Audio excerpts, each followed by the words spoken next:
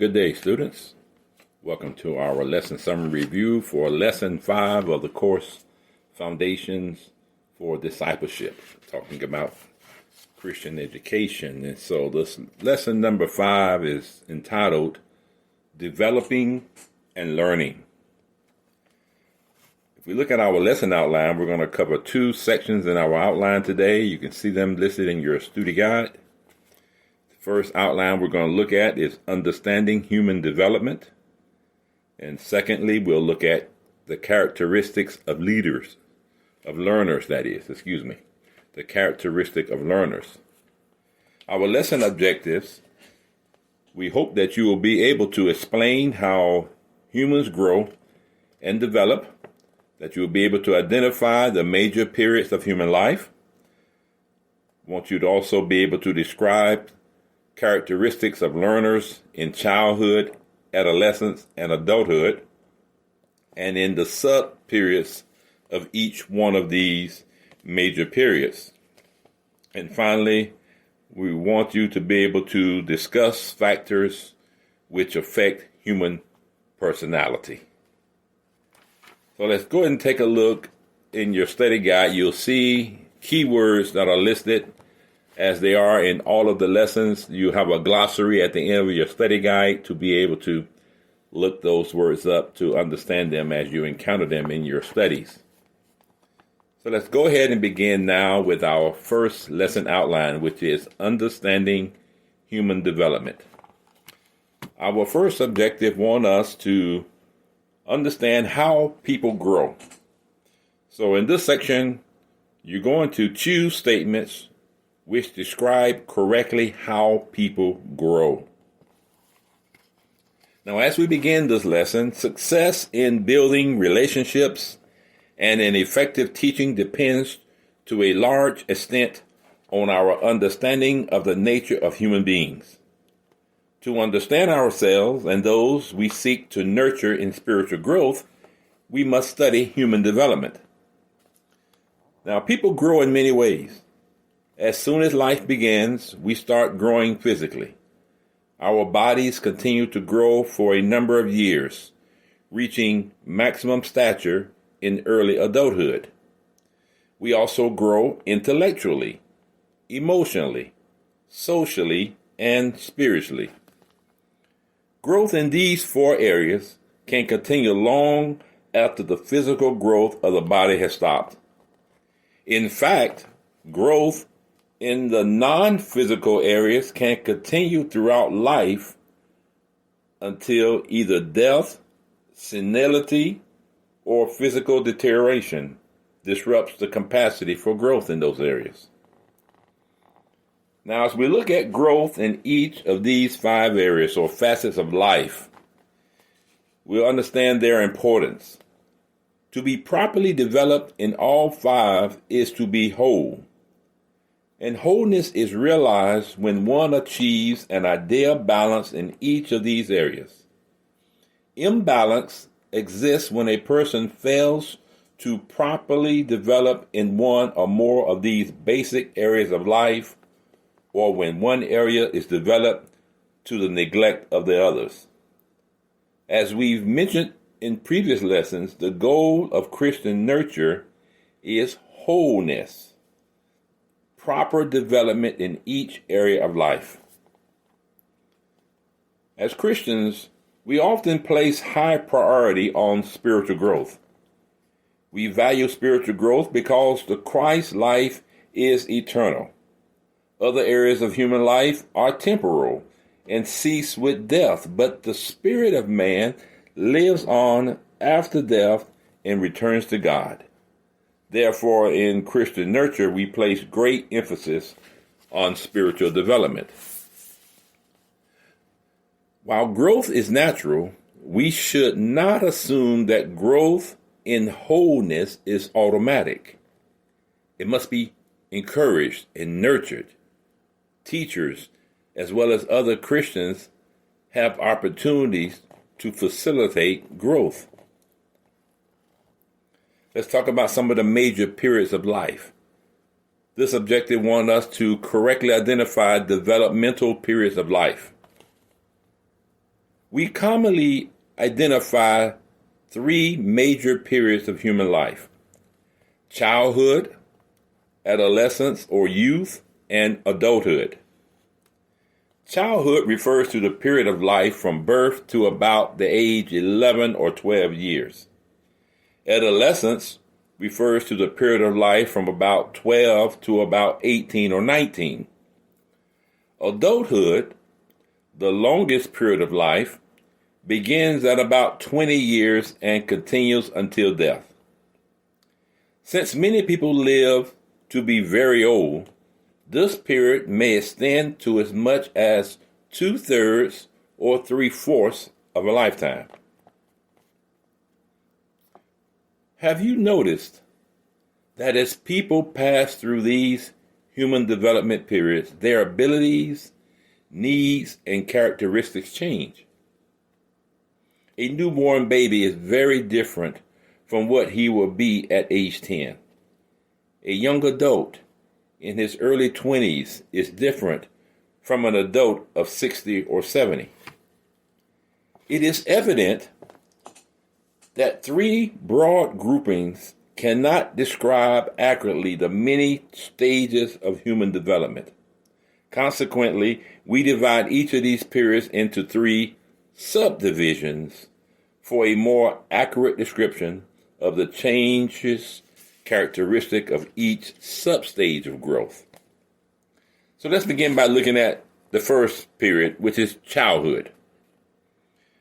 This is the first major period of life. It is subdivided into three categories: early childhood, middle childhood, and later childhood.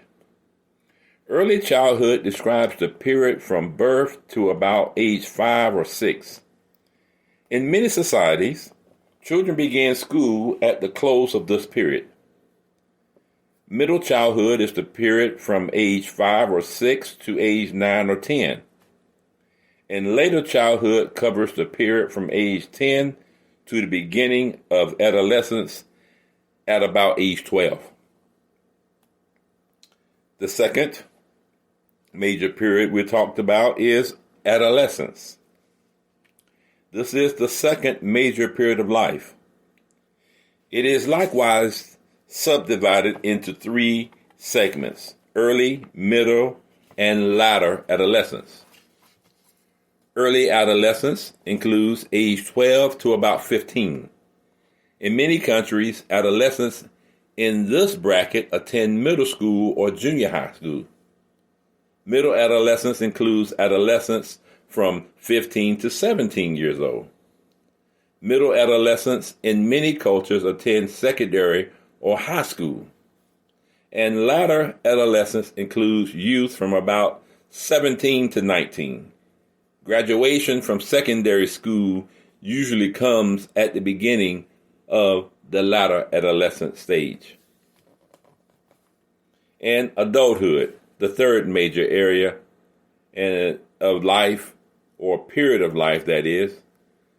We can subdivide this into the same subcategories as we did the prior two: early, middle, and latter categories.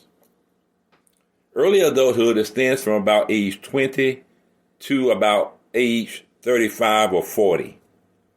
It is a period of many beginnings: vocation, home, and family, to name a few. Middle adulthood covers the period from about 35 or 40 to 60 or 65 years of age. This segment of time is characterized by completion of some of one's earlier goals. For example, getting established in a community and getting the children raised, educated, and prepared for adulthood. Latter adulthood reaches from 60 or 65 years on to the end of life. Some years ago, an insurance firm used three categories to describe the major periods of life. The childhood and adolescent years were referred to as the learning period. Early and middle adulthood was called the earning period. And latter adulthood was named the yearning period. Perhaps there is a lesson in this for you and me as we try to make the most of our time and talents in nurturing Christian growth. May the facts we study here inspire us to apply the sowing-reaping principles that we will discover. We'll see that the differences of characteristics from one period to the next are much greater in childhood and adolescence than in adulthood. Neither the major divisions nor the subdivisions within them, however, are clearly fixed. It's just used as a general reference because each person develops at a different rate. Now let's talk about personality development. We're going to be able to identify 3 factors that affect the development of human personality. You will see that when people have balanced growth in the 5 areas of life mentioned, a state of wholeness exists. And you will learn as people pass through various development periods, their needs, abilities, and characteristics change. First, we want to consider the parallel development of personality and the factors that influence it most strongly. Now, this brief preview will give us insight into yet another factor that influences one's learning capability. People in the same age span are generally alike in many ways. They tend to follow similar patterns of growth and development, yet no one individual can be considered typical. No one conforms exactly to a list of general characteristics because each person is unique, having their own peculiar temperament, character, and personality.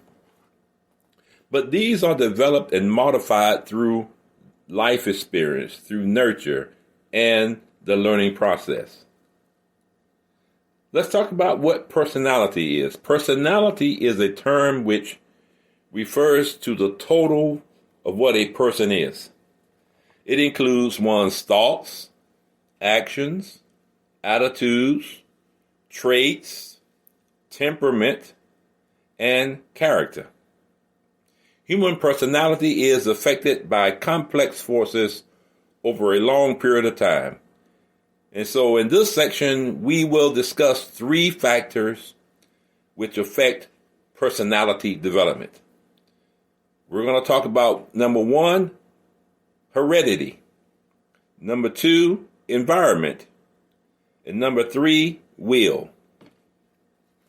As we take a look at the first factor, heredity, the specific traits which we inherit from our parents are referred to as heredity. Body size and shape, hair and eye color, disposition, and intellectual abilities are a few examples of the qualities which make up our personalities. Now, much attention has been given to the differences between people in their intellectual abilities due to heredity. These mental abilities seem to determine, within broad limits, the extent to which an individual has the capacity to learn and develop. The capacity for growth and development in each area of life is part of a person's natural endowment, so to speak. However, due to the unique combination of traits which affect personality development, which are received through heredity, each individual will grow and develop in a manner which is different from anyone else. The second area of environment. Environment to our surroundings, that is.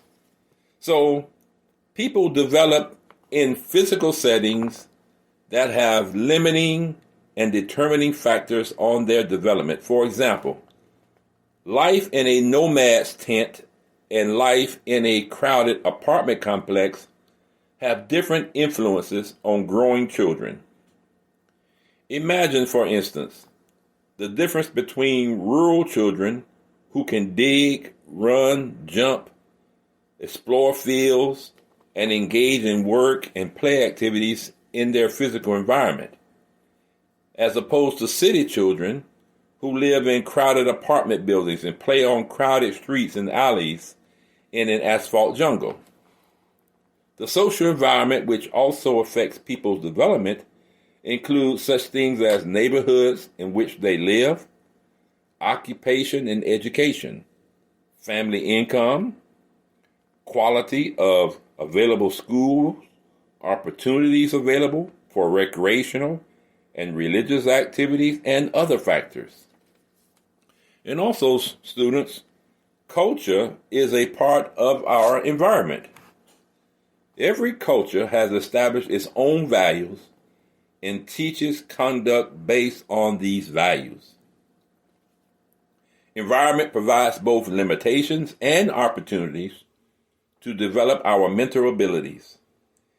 And we generally prefer an environment which provides broad opportunities for development to which provides narrow, limited opportunities. In the third section that we're looking at for personality development is the will. We've taken a look at so far heredity, environment. Now the third one is will. One's will also affects one's personality development.